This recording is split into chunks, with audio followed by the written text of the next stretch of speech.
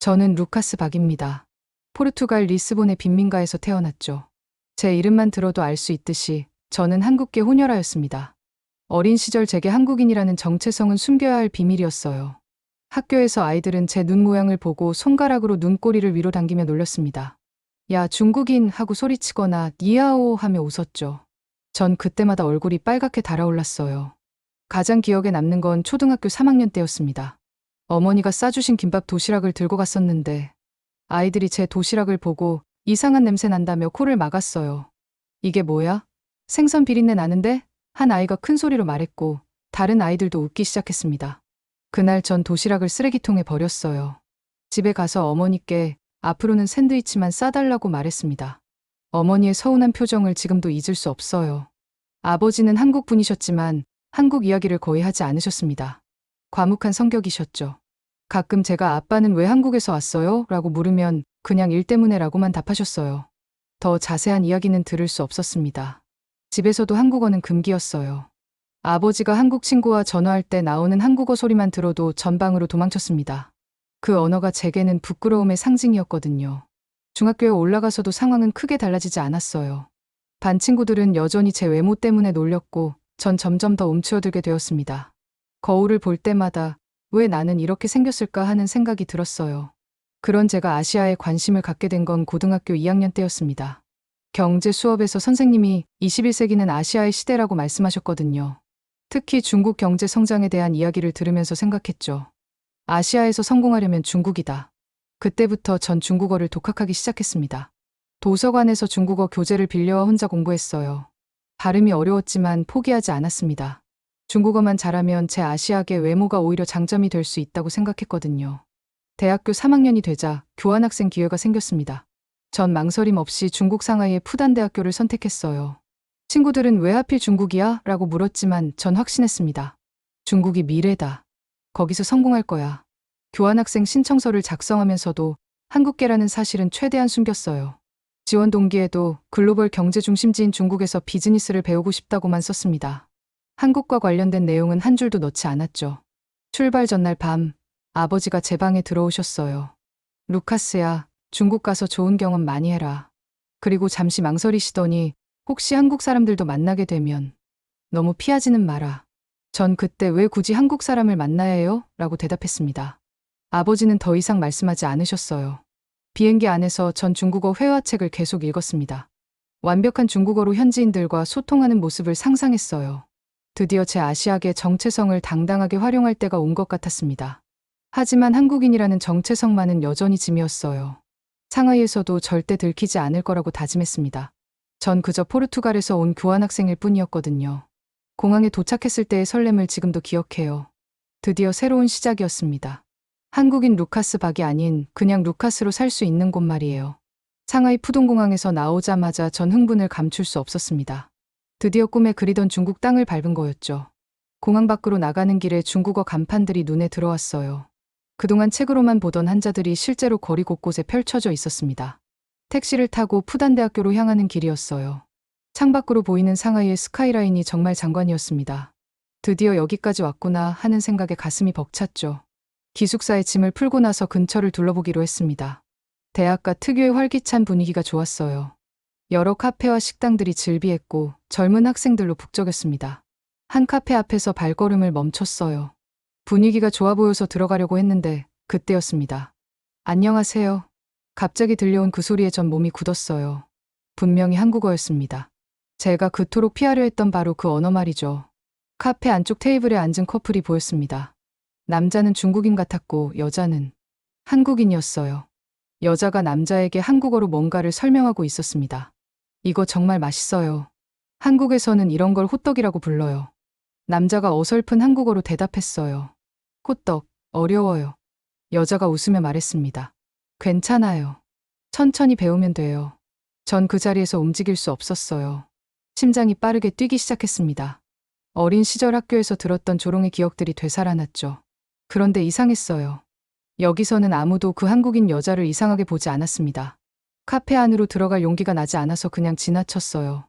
하지만 머릿속에서는 계속 그 한국어 대화가 맴돌았습니다. 안녕하세요. 호떡, 천천히 배우면 돼요. 길을 걷다가 또 다른 충격을 받았습니다. 한 상점 앞에서 중국인 아주머니가 한국 드라마 OST를 크게 틀어놓고 있었거든요. 멜로디가 너무 익숙했어요. 포르투갈에서도 케이블 TV로 몇 번 본 적이 있는 드라마였습니다. 이 노래 좋아하세요? 아주머니가 중국어로 물어보셨어요. 전 당황해서 네, 좋네요라고 중국어로 대답했습니다. 한국 음악은 정말 아름다워요. 우리 딸이 매일 들어서 저도 좋아하게 되었어요. 아주머니의 얼굴에 미소가 가득했습니다. 그때 제 마음속에서 뭔가가 흔들렸어요. 한국 음악을 좋아한다고 말하는 중국 아주머니의 모습이 너무 자연스러웠거든요. 포르투갈에서는 상상할 수 없는 일이었습니다. 저녁 식사를 위해 택시를 탔는데 기사 아저씨가 라디오를 켜두셨어요. 또 한국 노래가 나왔습니다. 이번에는 아이돌 그룹의 댄스 음악이었죠. 기사님, 한국 음악 자주 들으세요?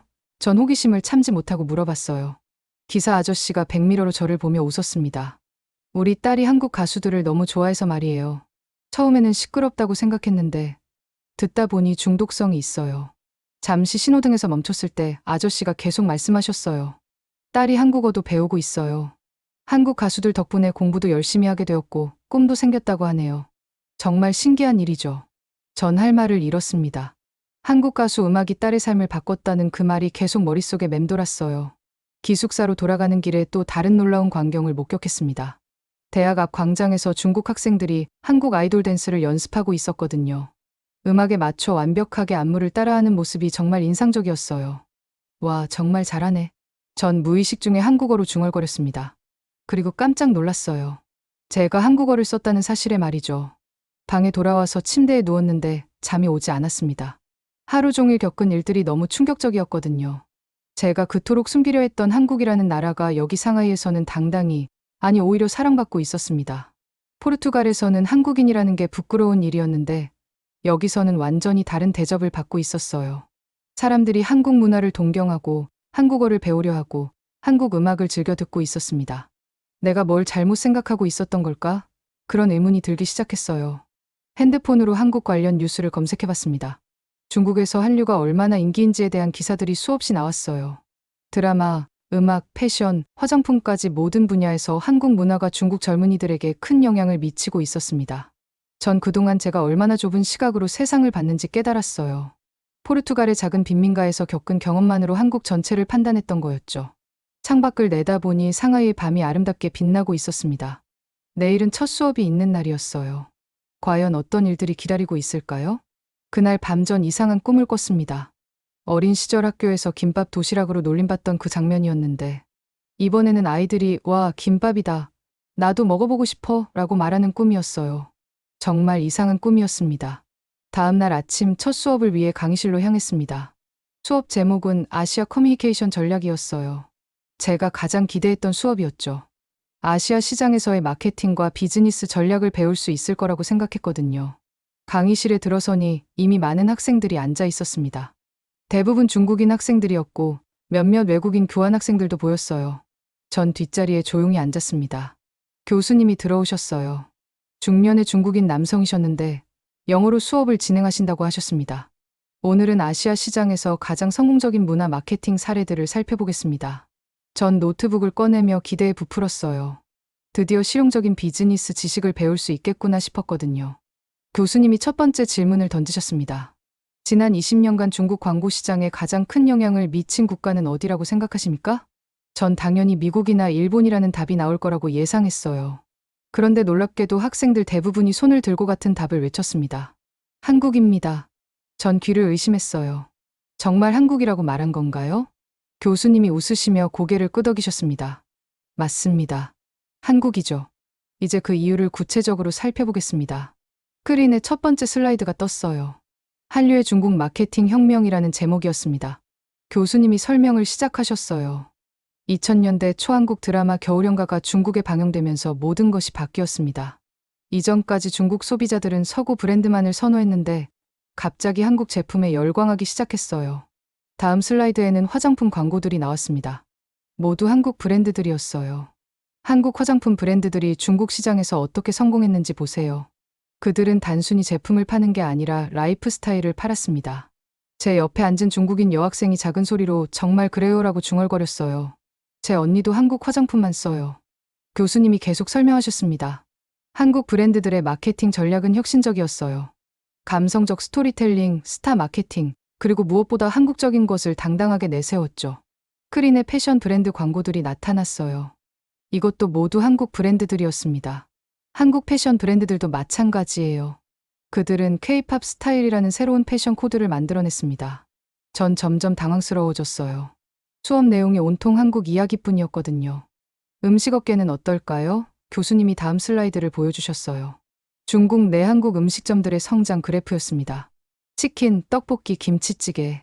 이런 음식들이 중국 젊은이들의 새로운 소울푸드가 되었어요. 한 남학생이 손을 들고 말했습니다. 교수님, 저희 기숙사 근처에만 한국 음식점이 5개나 있어요. 항상 줄 서서 기다려야 해요. 교수님이 웃으셨어요. 바로 그겁니다. 한국 음식이 단순한 외국 음식이 아니라 중국 젊은이들의 문화가 된 거예요. 전 심장이 빠르게 뛰는 걸 느꼈습니다. 어린 시절 김밥 도시락 때문에 놀림받았던 기억이 떠올랐어요. 그런데 여기서는 한국 음식이 트렌디한 것, 멋진 것으로 여겨지고 있었습니다. 교수님이 더 충격적인 사실을 알려주셨어요. 한국 드라마와 K-팝의 영향으로 중국 젊은이들의 소비 패턴까지 바뀌었습니다. 미니멀한 디자인, 감성적인 패키징, 스토리가 있는 브랜딩. 이 모든 것이 한국식 마케팅에서 나온 거예요. 크린의 통계 자료가 나왔습니다. 중국 20대 여성의 70%가 한국 브랜드를 구매 경험이 있고 30%는 한국 브랜드를 정기적으로 구매한다고 답했습니다. 옆자리 여학생이 친구에게 속삭였어요. 나도 그중 한 명이야.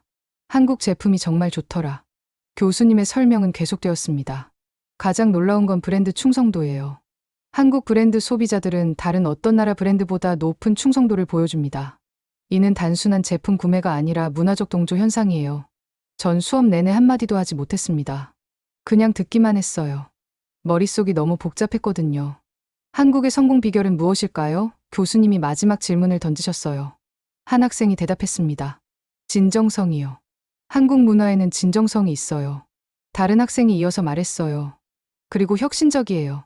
항상 새로운 것을 시도하죠. 감정적 연결도 중요해요. 또 다른 학생의 의견이었습니다. 한국 콘텐츠는 사람들의 마음을 움직여요. 교수님이 정리하셨어요. 맞습니다. 한국은 제품이 아니라 감정과 경험을 팔았어요. 그리고 그것이 21세기 마케팅의 핵심입니다. 수업이 끝나자 전 황급히 강의실을 나왔습니다. 복도에서 숨을 고르며 생각에 잠겼어요. 내가 이토록 외면했던 나라가 이토록 중심에 있었다니. 그 순간 제 안에서 뭔가가 무너지는 걸 느꼈습니다. 지금까지 제가 믿어왔던 모든 것들이 흔들리기 시작했어요. 한국이 부끄러운 나라라고 생각했는데 실제로는 아시아에서 가장 영향력 있는 문화 강국이었습니다.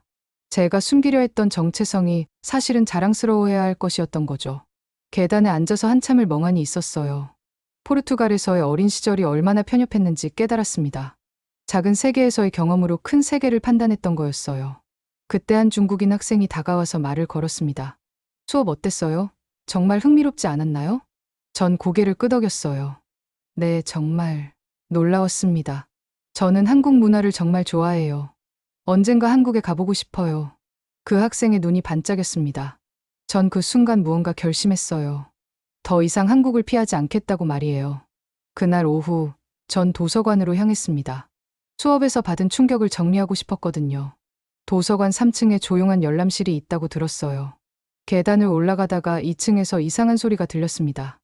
여러 명이 함께 뭔가를 따라 읽는 소리였어요. 호기심에 소리가 나는 쪽으로 가봤습니다. 한 작은 세미나실 문이 열려 있었어요. 안을 살짝 들여다보니 중국인 학생들 8명 정도가 둘러앉아 있었습니다.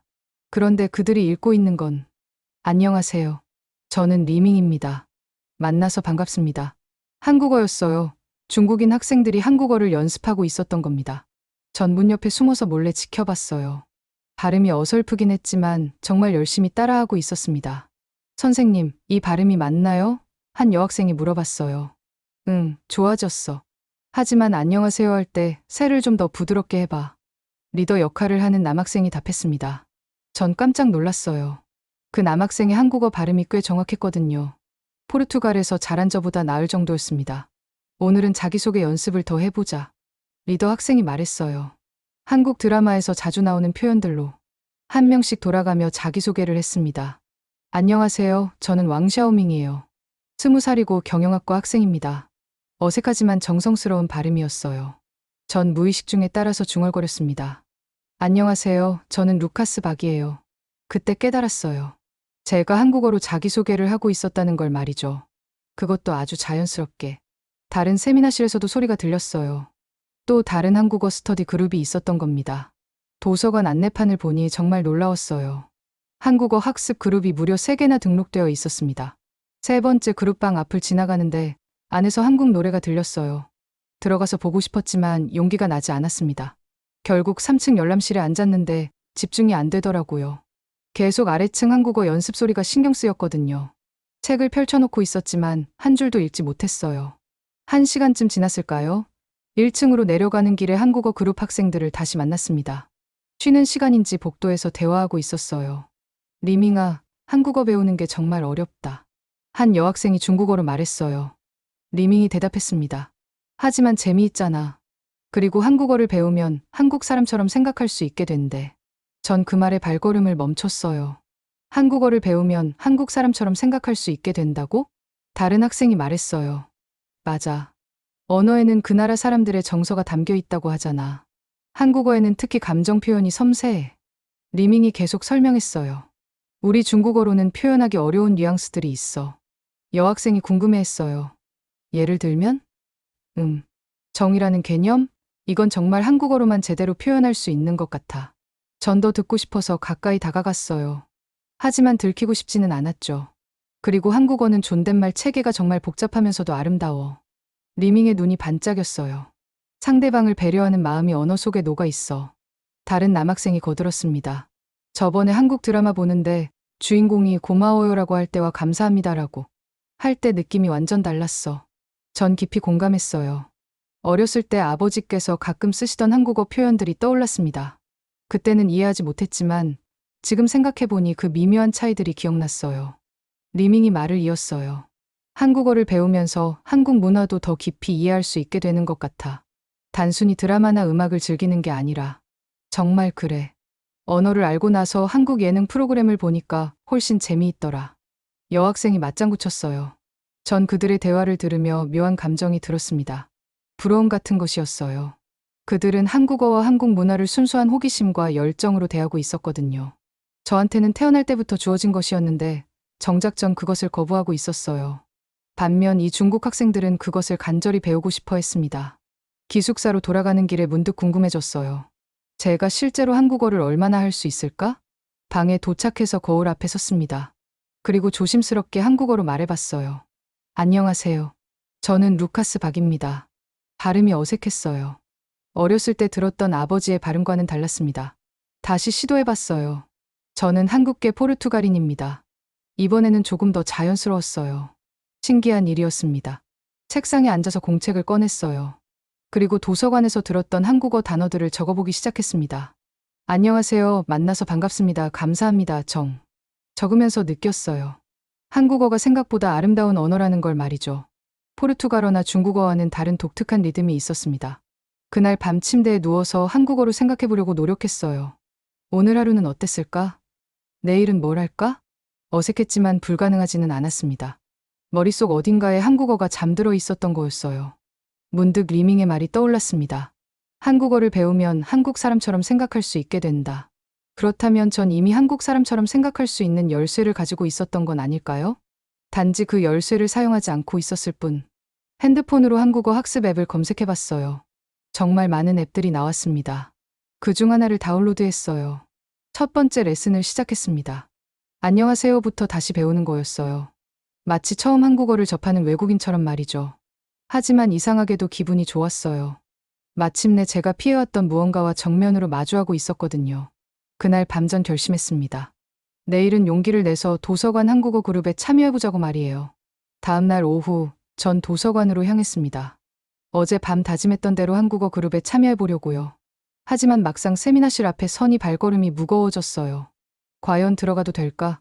나는 한국계인데 한국어를 못한다고 하면 이상하게 생각하지 않을까? 망설이며 복도를 서성이고 있는데 갑자기 누군가 뒤에서 말을 걸었습니다. 혹시 한국어 공부하러 오신 거예요? 돌아보니 어제 본 여학생이었어요. 한국어 그룹에서 열심히 연습하던 그 학생 말이죠. 아, 네. 그런데 전 어떻게 말해야 할지 몰라 망설였어요. 저는 장위페이예요. 처음 보는 얼굴인데 새로 오신 분이세요? 그녀의 목소리는 정말 밝고 활기찼습니다. 네, 저는 루카스입니다. 포르투갈에서 온 교환학생이에요. 위페이의 눈이 반짝였어요. 와, 포르투갈이요? 정말 먼 곳에서 오셨네요. 그런데 한국어에 관심이 있으신 거예요? 전 잠시 망설였습니다. 그리고 용기를 내어 말했어요. 사실, 저는 한국계예요. 하지만 한국어를 거의 못해서. 오빠, 근데 한국계라면서 왜 그렇게 피곤한 표정이에요? 위페이의 직설적인 질문에 전 당황했어요. 하지만 그녀의 표정에는 악의가 전혀 없었습니다. 순수한 궁금증뿐이었죠. 복잡한 사정이 있어요. 제가 애매하게 대답하자 위페이가 고개를 끄덕였어요. 그럼 우리랑 같이 공부해요. 한국어는 정말 재미있거든요. 그녀가 제 팔을 잡고 세미나실로 끌고 갔습니다. 잠깐, 전 아직. 괜찮아요. 리밍 오빠도 처음에는 안녕하세요도 못했어요. 그렇게 전 어영부영 한국어 그룹에 합류하게 되었습니다. 다른 학생들이 저를 따뜻하게 맞아주었어요. 오, 한국계라고? 그럼 발음 교정해달라, 리밍이 웃으며 말했습니다. 사실 저도 발음이 어색해요. 전 솔직하게 고백했어요. 그럼 우리 모두 같이 배우는 거네, 위페이가 손뼉을 쳤습니다. 1시간 정도 함께 공부했는데 정말 즐거웠어요. 그들의 열정에 저도 자연스럽게 빠져들었습니다. 공부가 끝나고 위페이가 제안했어요. 오빠, 이번 주말에 코리아 윅 행사가 있는데 같이 가요. 코리아 윅이요? 네, 상하이 시내 백화점에서 하는 한국 문화 축제예요. 정말 재미있을 거예요. 전 조금 망설였어요. 하지만 위페이의 열정적인 모습에 거절할 수가 없었습니다. 그럼 가볼게요. 주말이 되었고 약속 장소에서 위페이를 만났습니다. 그녀는 한국 아이돌 스타일로 옷을 입고 있었어요. 오빠, 준비됐어요? 오늘 정말 신날 거예요.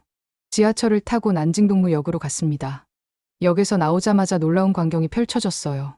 거대한 한국 국기가 백화점 건물에 걸려 있었고 2025 상하이 코리아 윅이라는 현수막이 곳곳에 보였습니다.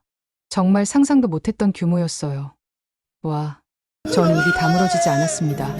백화점 1층에 들어서니 더욱 충격적이었어요. 한국 화장품 브랜드들의 부스가 즐비했고 한국 전통 의상을 입은 직원들이 고객들을 맞이하고 있었습니다.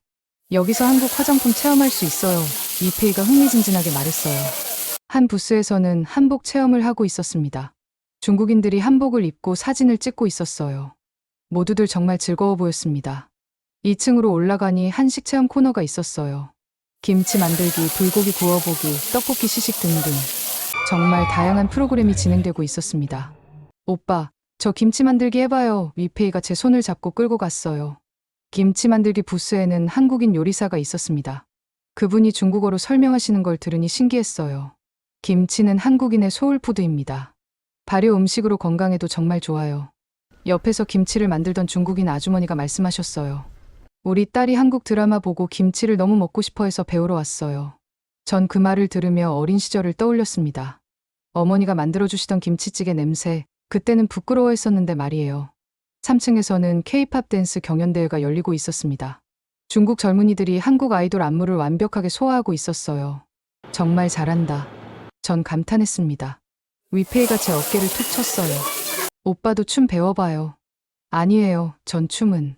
한국 사람인데 K-팝 댄스 못하면 안 되죠. 그녀가 장난스럽게 말했어요. 4층에서는 한국 패션 런웨이가 진행되고 있었습니다. 모델들이 한국 브랜드 옷을 입고 워킹하고 있었어요. 관객들의 박수와 환호성이 대단했습니다. 한국 패션 정말 세련됐어요. 옆에 앉은 중국인 여성이 친구에게 말했어요. 우리도 저런 스타일로 입어보고 싶어. 전 하루 종일 그 현장을 돌아다니며 충격에 빠져 있었어요. 이 모든 것이 제가 그토록 부끄러워했던 한국 문화였다니요. 저녁 시간이 되자 위페이가 말했어요. 오빠, 오늘 어땠어요? 전 한참 생각하다가 대답했어요. 정말 놀라웠어요. 이런 걸 보니까. 뭐가요? 제가 한국인이라는 게 나쁘지만은 않다는 생각이 들어요. 위페이가 환하게 웃었습니다. 당연하죠. 한국 문화는 정말 멋있어요. 오빠가 한국계라는 게 부러워요. 집으로 돌아가는 지하철 안에서 전 창밖을 바라보며 생각했어요. 오늘 본 것들이 꿈 같았습니다. 수천 명의 중국인들이 한국 문화를 사랑하고 체험하고 배우려고 했어요. 그들에게 한국은 동경의 대상이었습니다. 반면 저는 그런 한국을 평생 거부해왔었죠. 얼마나 바보 같은 일이었을까요? 기숙사에 도착해서 거울을 봤어요. 그리고 처음으로 이렇게 말했습니다. 안녕, 한국계 포르투갈인 루카스 박. 그날 밤 처음으로 한국인이라는 정체성이 부끄럽지 않았어요. 오히려 특별한 것 같다는 생각이 들었습니다. 위페이가 보내준 오늘 찍은 사진들을 보며 웃었어요. 한복을 입고 어색하게 웃고 있는 제 모습이 있었거든요. 사진 속 제 표정이 예전과 달라 보였어요. 뭔가 더 밝고 더 자신감 있어 보였습니다.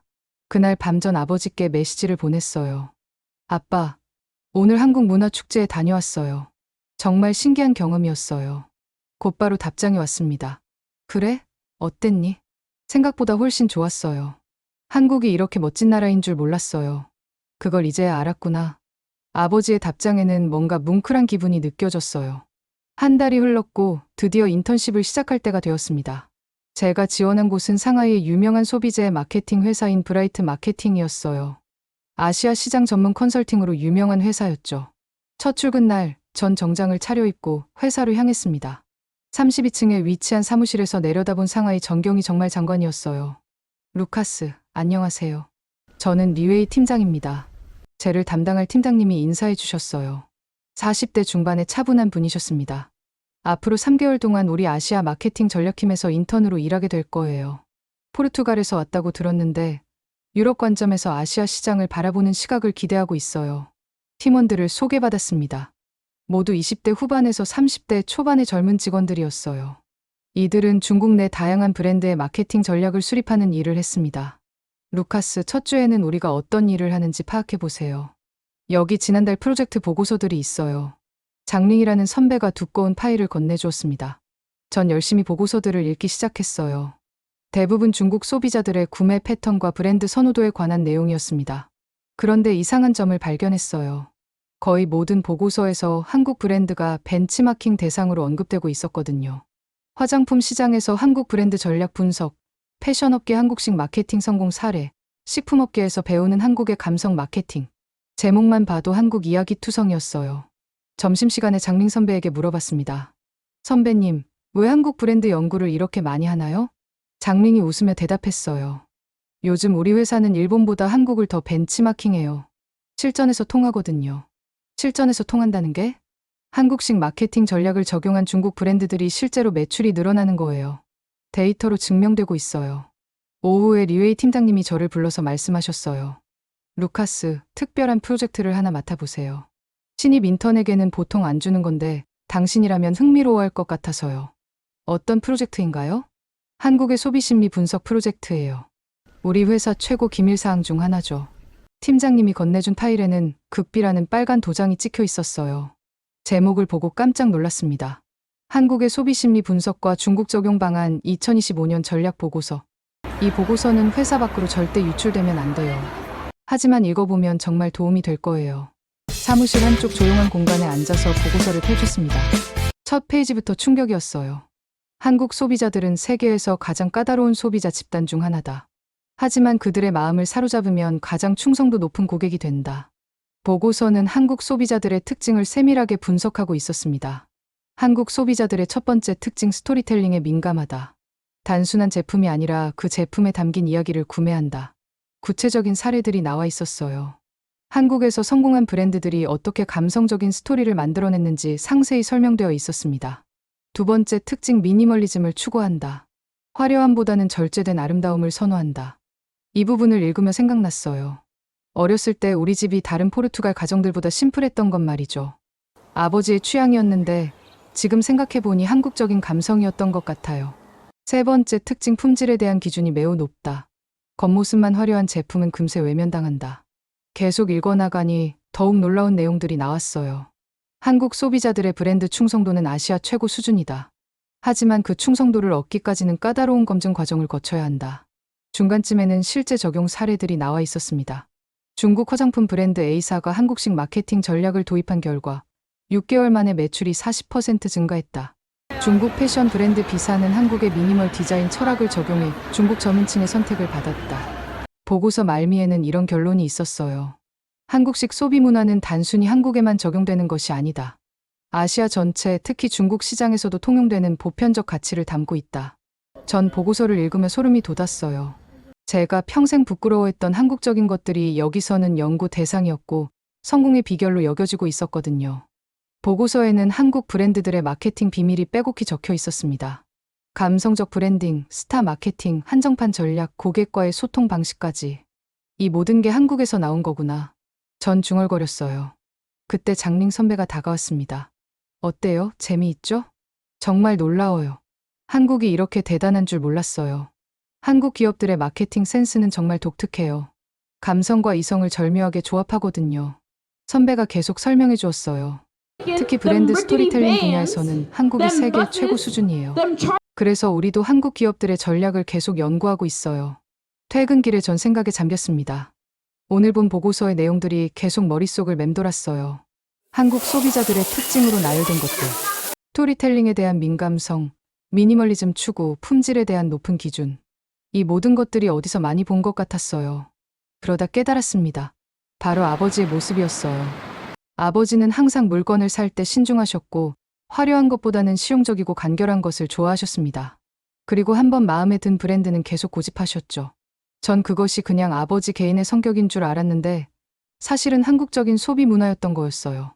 기숙사에 돌아와서 거울을 봤습니다. 나도 한국인의 피가 흐르고 있구나. 그날 밤 전 새로운 결심을 했어요. 이 인턴십을 통해 한국 문화와 비즈니스에 대해 더 깊이 알아보자고 말이죠. 그리고 언젠가는 이 지식을 활용해서 뭔가 의미 있는 일을 해보고 싶다는 생각이 들었습니다. 인턴십을 시작한 지 2달이 지났을 때였습니다. 그동안 쌓인 마음속 이야기들을 더 이상 혼자 간직할 수 없었어요. 아버지와 진솔한 대화를 나누고 싶어졌습니다. 상하이의 밤이 깊어질 무렵 전 용기를 내어 아버지께 국제전화를 걸었어요. 시차를 계산해보니 리스본은 오후 시간이었습니다. 여보세요, 루카스야? 아버지의 목소리가 들렸어요. 평소보다 반가워 들렸습니다. 네, 아빠. 안녕하세요. 전 한국어로 인사했어요. 아버지가 잠시 놀라시는 것 같았습니다. 한국말로 인사하네. 중국에서 뭔 일이 있었나?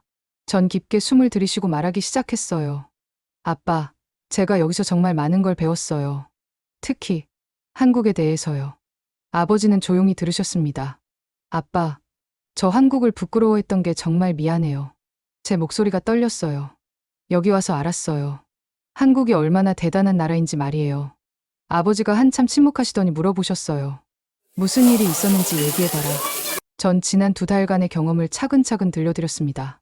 첫날 카페에서 들었던 한국어부터 시작해서 대학 수업에서의 충격 한국어 스터디 그룹, 코리아 윅 행사, 그리고 회사에서 본 비밀 보고서까지. 회사 사람들이 그러는데 한국 마케팅 전략이 세계 최고 수준이래요. 중국 기업들이 모두 한국을 벤치마킹하고 있어요. 아버지가 조용히 들으시다가 말씀하셨어요. 그래, 그랬구나. 아빠, 정말 죄송해요. 그동안 한국을 왜 그렇게 싫어했는지 모르겠어요. 여기서는 모든 사람들이 한국을 동경하는데 그때 아버지의 목소리가 약간 떨리는 걸 느꼈어요. 루카스야, 사실 아빠도 미안하다. 네? 아빠가 왜 미안하세요? 아빠가 한국을 제대로 보여주지 못했구나. 전 아버지의 목소리에서 뭔가 다른 감정을 느꼈어요. 후회 같은 것이었습니다. 아버지가 계속 말씀하셨어요. 사실은 아빠도 한국이 그리웠어. 하지만 포르투갈에서 살면서 적응하느라 한국 얘기를 꺼내면 너와 엄마가 힘들어할까봐. 아빠 고향이 부산이었는데 바다가 정말 아름다웠어. 그리고 할머니가 만들어주시던 김치찌개 맛을 지금도 기억나는구나. 아버지의 목소리에 그리움이 묻어났어요. 전 처음 들어보는 아버지의 이야기였습니다. 왜 한국을 떠나신 거예요? 젊었을 때는 세상이 넓다고 생각했어. 다른 나라에 가서 성공하면 더 멋진 인생이 될 거라고 믿었지. 하지만 아버지가 잠시 말을 멈추셨어요. 하지만 나이가 들수록 깨달았어. 고향이 얼마나 소중한 건지 말이야.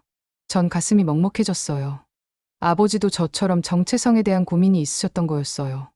아빠, 한국이 그리우셨으면 왜 저한테 한국 얘기를 안 해주셨어요? 너를 봤을 때 너도 아빠처럼 고민할까봐 겁났어. 포르투갈에서 자란 너에게 한국은 짐이 될 수도 있다고 생각했거든. 아버지의 솔직한 고백에 전 울컥했어요. 하지만 이제 알겠구나. 한국은 나를 실패시킨 게 아니야. 내가 한국을 제대로 안아주지 못한 거지. 그 순간 전화기 너머로 아버지가 흐느끼는 소리가 들렸어요. 태어나서 처음 듣는 아버지의 울음소리였습니다. 아빠, 전 무슨 말을 해야 할지 몰랐어요. 루카스야, 아빠가 미안해. 내가 한국을 자랑스러워할 수 있도록 도와주지 못해서. 전 눈물이 났어요. 아니에요, 아빠. 이제라도 알게 되어서 다행이에요. 내가 중국에 가서 한국의 좋은 모습을 발견했다니. 정말 다행이다. 아빠는 평생 그걸 보여주지 못했는데. 아빠, 이제 같이 한국을 배워봐요. 저도 한국어 제대로 배우고 싶어요. 아버지가 조금 진정되신 후 말씀하셨어요. 그래. 좋은 생각이다. 아빠도 오랫동안 한국어를 안 써서 많이 잊어버렸어. 그럼 제가 포르투갈에 돌아가면 같이 한국 요리도 해봐요. 정말? 너 김치찌개 먹을 수 있어? 전 웃으며 대답했어요. 네, 여기서 김치찌개 정말 많이 먹었어요. 맛있더라고요. 아버지도 웃으셨어요. 그래, 그럼 아빠가 할머니 레시피로 만들어줄게. 그날 밤 우리는 2시간 넘게 통화했습니다. 아버지는 어린 시절 부산에서의 추억들을 들려주셨어요. 바다에서 친구들과 놀던 이야기, 할머니의 손맛, 동네 축제 등등. 전 그 이야기들을 들으며 처음으로 한국에 대한 따뜻한 감정을 느꼈어요. 아빠, 언젠가 같이 한국에 가봐요. 그래, 꼭 가자. 아빠 고향도 보여주고 싶고. 통화를 끝내고 나서 전 한참 동안 창밖을 바라봤어요. 상하이의 야경이 평소보다 더 아름다워 보였습니다. 그날 밤 아버지와 약속했어요. 포르투갈에 돌아가면 같이 김치볶음밥을 만들어 보자고 말이죠.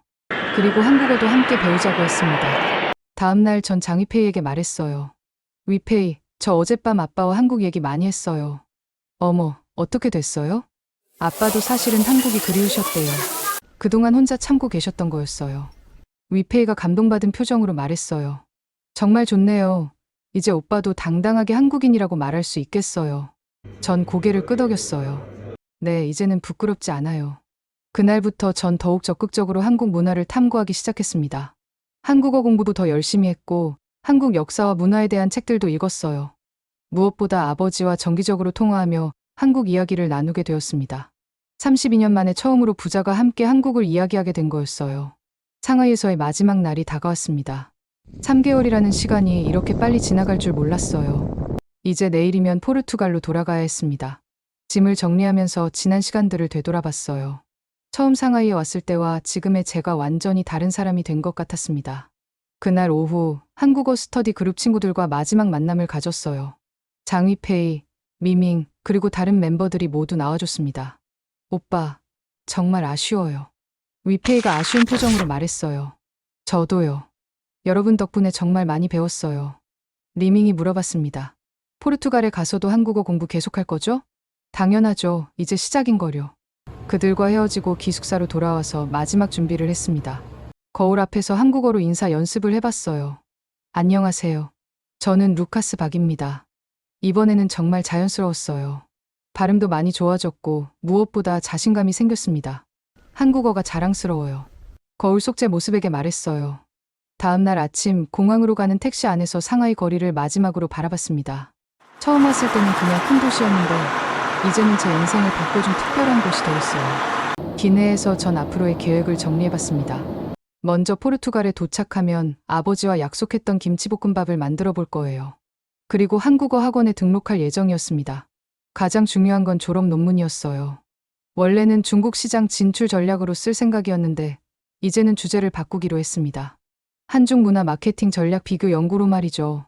상하이에서 경험한 모든 것들을 학술적으로 정리해보고 싶었어요. 한국 문화가 중국에서 어떻게 받아들여지는지, 그리고 그것이 비즈니스에 어떤 영향을 미치는지 깊이 있게 연구해보려고 했습니다. 리스본 공항에 도착했을 때 아버지가 마중 나와 계셨어요. 오랜만에 보는 아버지의 얼굴이 전보다 밝아 보였습니다. 루카스야, 잘 왔다. 아버지가 한국어로 인사하셨어요. 전 자연스럽게 한국어로 대답했어요. 네, 아빠. 잘 다녀왔습니다. 집으로 가는 차 안에서 아버지가 말씀하셨어요. 한국어 발음이 많이 좋아졌네. 3개월 동안 열심히 배웠거든요. 그래? 그럼 오늘 저녁에 같이 김치볶음밥 만들어 볼까? 전 기대에 부풀어 대답했어요. 네, 정말 기대돼요. 집에 도착해서 짐을 풀고 저녁 준비를 시작했습니다. 아버지가 김치와 재료들을 준비하시는 동안 전 상하이에서 찍은 사진들을 보여드렸어요. 이게 코리아 윅 행사예요. 정말 규모가 대단했어요. 아버지가 사진을 보시며 놀라셨어요. 와, 이렇게 큰 행사가 있었구나. 네, 그리고 이 사진은 한국어 스터디 그룹 친구들이에요. 하나하나 설명드리는데 아버지가 정말 흥미로워하셨어요. 드디어 김치볶음밥을 만들 시간이었습니다. 아버지가 할머니에게 배웠다는 레시피로 차근차근 알려주셨어요. 먼저 김치를 이렇게 썰고 기름에 볶아서 신맛을 날려야 해. 전 옆에서 열심히 따라했어요. 김치 볶는 냄새가 집 안에 퍼지니까 정말 한국집 같은 느낌이 들었습니다. 이제 밥을 넣고 간장 조금, 설탕 조금. 아버지의 손놀림을 보며 따라했어요. 생각보다 어렵지 않았습니다. 마지막에 참기름 한 방울이 포인트야. 완성된 김치볶음밥을 맛봤을 때 전 깜짝 놀랐어요. 상하이에서 먹었던 한국 음식보다 훨씬 맛있었거든요. 와, 정말 맛있어요. 아버지도 웃으시며 드셨어요. 할머니 맛에 비하면 아직 멀었지만 그래도 괜찮네. 그날 밤 우리는 김치볶음밥을 먹으며 한국에 대한 이야기를 나눴습니다. 아버지의 어린 시절 이야기, 제가 상하이에서 경험한 일들. 32년 만에 처음으로 부자가 함께 한국을 이야기하는 시간이었어요. 다음 주부터 전 한국어 학원에 등록했습니다. 포르투갈에서 한국어를 배우는 사람이 생각보다 많아서 놀랐어요. 젊은 사람들 대부분이 케이팝이나 드라마 때문에 관심을 갖게 되었다고 하더라고요. 첫 수업에서 자기소개를 할 때였습니다. 안녕하세요. 저는 루카스 박입니다. 한국계 포르투갈인이고 최근에 중국에서 한국 문화의 위대함을 깨달았습니다. 다른 학생들이 박수를 쳐줬어요. 선생님도 정말 멋진 동기네요라고 말씀해 주셨습니다. 몇 달 후 전 드디어 특별한 프로젝트를 시작했습니다. 리스본 시내의 작은 카페를 열기로 한 거예요. 이름은 Kculture 카페였습니다. 한국 문화를 소개하는 카페였어요. 한국 음료와 간단한 한식을 파는 것뿐만 아니라 한국어 수업도 열고 K-팝 음악도 틀고 한국 문화에 관심 있는 사람들이 모일 수 있는 공간을 만들고 싶었거든요. 카페 준비를 하면서 아버지가 많이 도와주셨어요. 인테리어는 한국의 미니멀한 감성으로 꾸몄고 메뉴판에는 한국어와 포르투갈어를 함께 썼습니다. 오픈 첫날 정말 많은 사람들이 와줬어요. 한국 문화에 관심 있는 포르투갈 젊은이들, 한국어를 배우고 싶어하는 사람들, 그리고 K-팝을 좋아하는 팬들까지. 첫 손님이 들어왔을 때 전 자신 있게 인사했습니다. 안녕하세요. Kculture 카페에 오신 걸 환영합니다. 그 순간 정말 뿌듯했어요. 제가 그토록 부끄러워했던 한국 정체성으로 사업을 시작한 거였거든요. 카페 한쪽 벽에는 제가 상하이에서 찍은 사진들을 걸어놨어요. 코리아 윅 행사 사진, 한국어 스터디 그룹 친구들과의 사진, 그리고 제가 한복을 입고 찍은 사진까지. 그 사진들을 보며 손님들이 물어봤어요. 사장님이 직접 한국에 다녀오신 거예요? 전 자랑스럽게 대답했습니다. 아니요. 중국 상하이에서 찍은 거예요. 거기서 한국 문화가 얼마나 사랑받는지 직접 봤거든요. 어느 날 저녁 카페 문을 닫고 정리를 하는데 아버지가 오셨어요. 루카스야, 정말 자랑스럽다. 왜요? 내가 한국을 이렇게 당당하게 자랑하는 모습을 보니까. 아빠도 덩달아 뿌듯해. 전 아버지를 바라보며 말했어요. 아빠, 저 이제 정말 한국인이에요. 자랑스러운 한국인 말이에요. 카페 간판을 올려다보며 생각했습니다. 여긴 유럽이고 나는 한국계 포르투갈인입니다. 이제 자랑스럽게 말할 수 있어요. 그날 밤 전 상하이 친구들에게 메시지를 보냈어요. 위페이야, 리밍아, 모두들, 나 포르투갈의 한국 문화 카페 열었어. 너희들이 한국을 사랑하는 만큼 나도 이제 한국을 사랑해. 곧바로 답장들이 왔습니다. 오빠 대박, 정말 자랑스러워요. 루카스 축하해. 언젠가 포르투갈에 가면 꼭 들를게. 창밖으로 리스본의 야경이 보였어요. 제가 태어나고 자란 이 도시에서 이제는 당당하게 한국인 루카스 박으로 살아갈 수 있게 되었습니다. 32년 만에 찾은 진정한 제 모습이었어요.